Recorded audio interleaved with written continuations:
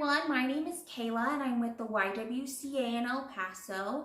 At the beginning of this month, which feels like forever ago, we started a campaign to get some new books donated to our early learning academies and after-school programs in honor of Women's History Month. And we had some great response. We got so many new books that we are so excited to share.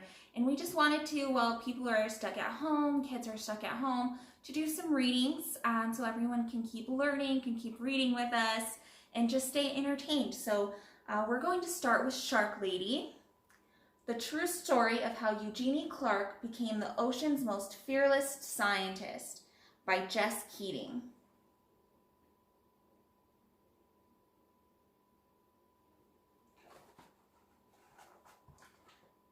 It was Saturday, and Eugenie wanted to stay at the aquarium forever. She wanted to smell the damp, salty air and stare at the glittery rainbow of fish. She wanted to keep watching her favorite animals, the sharks.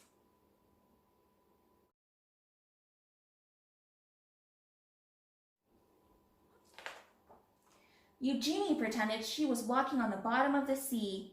What would it be like to swim with her sharks? To breathe underwater with gills of her own? More than anything, she wanted to find out.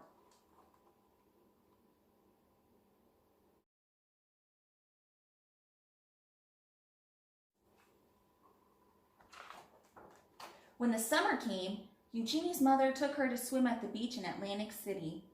Stuffing sticky gum into her ears to keep the water out, Eugenie dove down, down, down. The salt stung her eyes, but she didn't want to miss a single fish. Constellations of sea stars speckled the pebbled sand. She imagined a silvery fin standing strong on her back, slicing through the ocean current.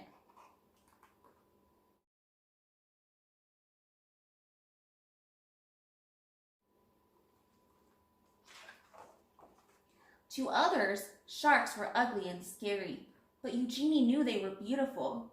As she glided through the cool water, she wished everyone could see sharks through her eyes. But the sharks were only in her mind for now. Eugenie decided to learn everything she could about them, so she dove,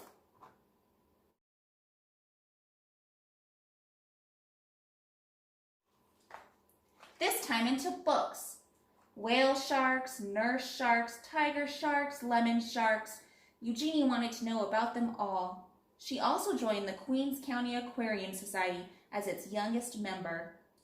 Eugenie's notebooks filled with sharks. They swam in her daydreams and on the margins of her pages.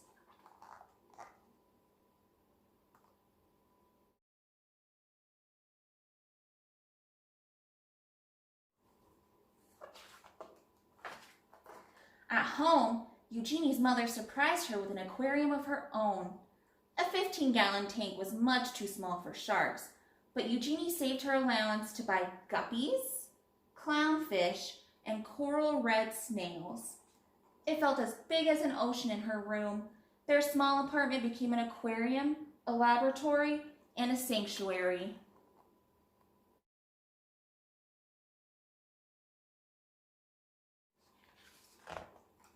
As she grew older, many were still telling Eugenie what to do.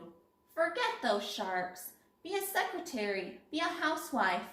Eugenie wanted to study zoology, but some of her professors thought women weren't smart enough to be scientists or brave enough to explore the oceans.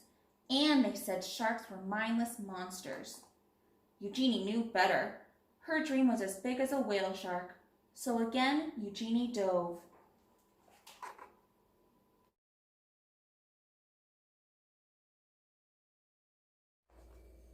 She plunged into every course she could. Her laboratory became her home.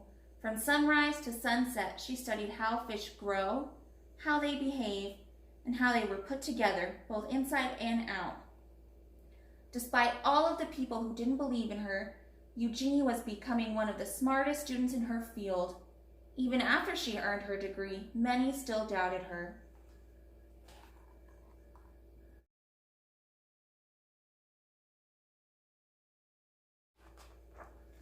But Eugenie's work was just beginning. Eager to make discoveries of her own, Eugenie finally dove into the open ocean. In the Red Sea, Eugenie collected hundreds of fish, including 3 new species that had not been discovered before. On a research mission exploring the Palau Islands, Eugenie was diving alone when she encountered her first ever wild shark. She wasn't afraid. Instead, she thought it was beautiful.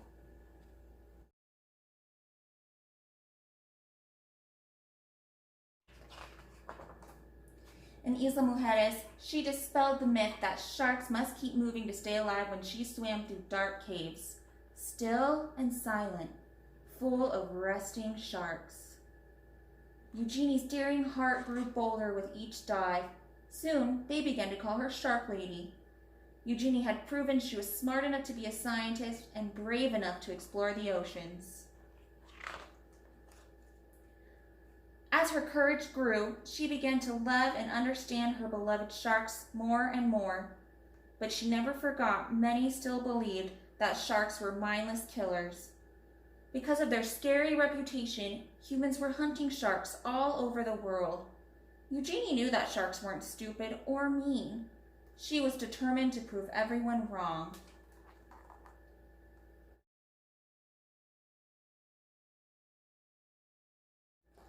Eugenie fished through her mind and devised a brilliant experiment.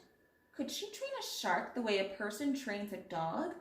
Were sharks much smarter than anyone knew? They were.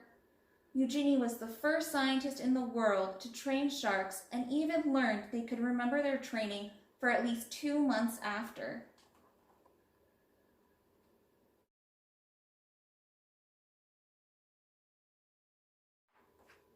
Sharks were not mindless killers. Sharks were beautiful. Sharks were smart. They deserved to be studied, protected, and loved. And Eugenie's dream was now a dream come true.